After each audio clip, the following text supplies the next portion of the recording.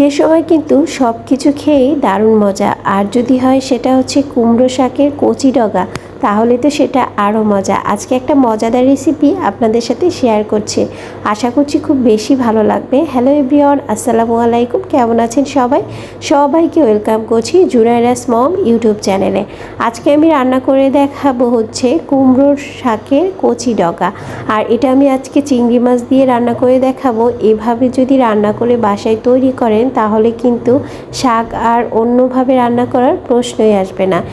জন্য রসুনের কুচি দিয়ে দিচ্ছি আমি, আর পেঁয়াজ কুচি দিয়ে দিচ্ছি আমি হাফ কাপের থেকে একটু কম, 1/3 কাপের মতো কাঁচামরিচ দিয়ে দিয়েছি 3 থেকে 4টা।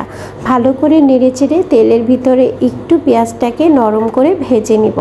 একদম লাল করে ভাজা যাবে না, নরম করে নিব। তারপর আমি এখানে বাটা মশলা ব্যবহার করব। তার আগে এখানে আমি চিংড়ি মাছ দিয়ে দিয়েছি।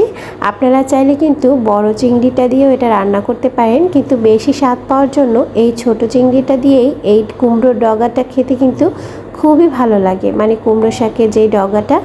এখন মাছ, পেঁয়াজ আর রসুন কুচি কাঁচামরিচ সুন্দর করে তেলের ভিতরে ভেজে নিচ্ছি।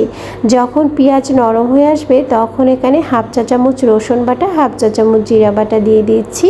আর এই বাটা মশলা দুইটা অবশ্যই ইউজ করে দেখবেন যে কতটা স্বাদ আসে। সামান্য পরিমাণ গরম পানি দিয়ে দিচ্ছি মশলাটাকে খুব ভালোভাবে কষিয়ে নেওয়ার জন্য। মশলার যে একটা কাঁচা স্মেল থাকে সেটা নষ্ট হয়ে যাওয়ার জন্য। এখন এখানে লবণ দিয়ে দিচ্ছি 1 চা চামচ, হলুদের গুঁড়া হাফ চা চামচ, আর লাল মরিচের গুঁড়া আজকে আমি অল্প ব্যবহার করছি, যেহেতু কাঁচা মরিচ দিয়েছি। হাফ চা চামচ লাল মরিচের গুঁড়া এখানে আমি ব্যবহার করছি।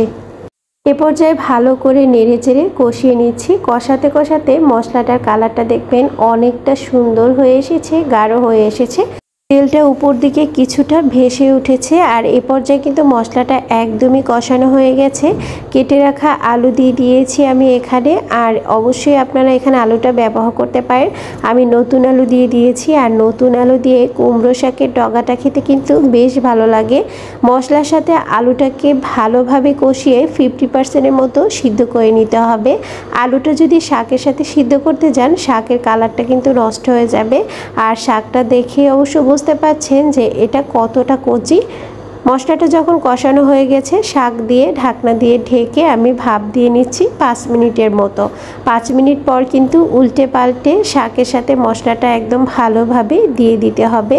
আর এই শাকটা খেতে যে এত মজা হয়েছিল, আর কুমড়ো শাকের ডগা ছিল দেখে এটা প্রচুর কচি ছিল। যখনই হাতের কাছে কুমড়ো শাক চলে আসবে তখন কিন্তু এই রেসিপিটা অবশ্যই ট্রাই করবেন আমি বলবো, তাহলে কিন্তু শাকের স্বাদ কখনোই ভুলবেন না। ভালো করে নেড়েচেড়ে নিচ্ছি, আর দেখতেই পাচ্ছেন কতটা সুন্দর লাগছে। আসলে ভয়েস দিচ্ছিলাম আর আমার এখন খেতে ইচ্ছে করছিল। ঢাকনা দিয়ে ঢেকে রেখে দিচ্ছি। ঢাকনা খুলে এখন আবারও একটু নেড়েচেড়ে দিতে হবে। আলুটা কিন্তু আমি 50% সিদ্ধ করে নিয়েছি, বাকিটা সিদ্ধ আমি শাকের সাথে করে নিব, তাহলে শাকের কালারটাও সুন্দর থাকবে, আলুটাও কিন্তু পারফেক্টভাবে সিদ্ধ হয়ে যাবে। অনেকেই শাক রান্না করলে কালারটা একদমই নষ্ট হয়ে যায়, সেক্ষেত্রে কিন্তু এই টিপসটা ব্যবহার করতে পারেন। ঢাকনা দিয়ে আরও 2 মিনিটের মতো রান্না করে নিচ্ছিলাম। আর এই পর্যায়ে কিন্তু শাক রান্নাটা একদমই হয়ে গেছে। ঢাকনা খুলে নেড়ে চেড়ে তারপরে একটু নিচ্ছিলাম, আর দেখুন আলুটা কতটা সুন্দরভাবে সিদ্ধ হয়ে গেছে, কালারটাও কিন্তু একদমই সবুজ রয়ে গেছে। কাছ থেকে একটু দেখিয়ে দিব যে শাকের কালারটা কতটা সুন্দর হয়েছে আর কতটা লোভনীয় লাগছে। আর এই কুমড়ো শাকটা কিন্তু একটু ঝোল ঝোল খেতে ভালো লাগে। আমি একটু লবণটা চেক করছিলাম, আপনারা অবশ্যই শাক রান্নার ক্ষেত্রে এই সময়টা লবণটা চেক করবেন, তাহলে কিন্তু কম বেশি হওয়ার সম্ভাবনা একদমই থাকবে না। এখন একটু কাছ থেকে দেখাচ্ছি যে শাকটা কতটা সুন্দর হয়েছে আর কতটা লোভনীয় হয়েছে। তো এই যে দেখুন কতটা ভালো লাগছে দেখতে, কালারটা কিন্তু একদম গাঢ় সবুজ আছে।